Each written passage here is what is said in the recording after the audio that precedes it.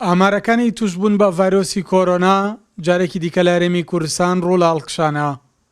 هاوشێوە لە پارێزگای هەڵەبجەشدا ئامارەکان ئاماژە بەوە دەکەن توشبوون بە ڤایرۆسی کۆرۆنا زیادی کردووە. ئەوانەشی لە قاوشەکانی کۆرۆنادا جێگیر کراون. بە وتەی پزیشک و کارمەدانی نەخۆشخانەی وەفا دۆخی تەندروستیان ناجێگیرە. لە ئێستادا ژمارەی توشبوون لە نەخۆشخانەی وەفا 13 توشببوومانەوە لەژێر چاودێری پزیشکیدان و بەداخەوەسییانیان لە ژووری ئایسیون لەژێر چاودێری چڕدان بەراورد بە ڕۆژەکان و هەفتەکانی ڕابردوو ڕێژەی توشبوون لە نەخۆشخانەکەوان بە شێوەیەکی بەرچاو ڕوو لە هەڵکشانە ئەم ئامارانش مەترسیدارن.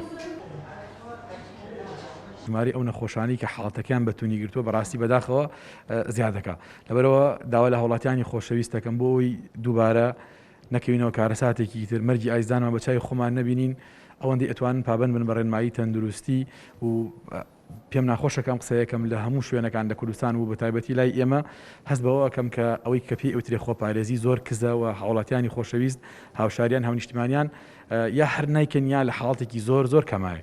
هاوڵاتیان جیاواز لەوەی پابند نابن بە ڕێکارەکانی خۆپارێزیەوە هاوکات وەک پێویستیش ڤاکسینی کۆرۆنا وەرناگرن. بە پێی ئامارەکان لە ماوەی سێمانگی ڕابردوو نزیکەی 1200 وڵاتی ڤاکسینی کۆرۆنایان لە هەڵەبجە وەرگرتووە بە بڕای لە پسراوانی کەرتی تەندروستی. ئەگەر هاوڵاتیان بەم شێوازە خۆپارێزی ئەنجام نەدەن ئەوە لە هەڵەبجە چەند ڕۆژی داهاتوو ئامارەکان زیاتر هەڵکشان بە خۆیەوە دەبینێت. سەلاح جەمیل، کورسات نیوز، هەڵەبجە.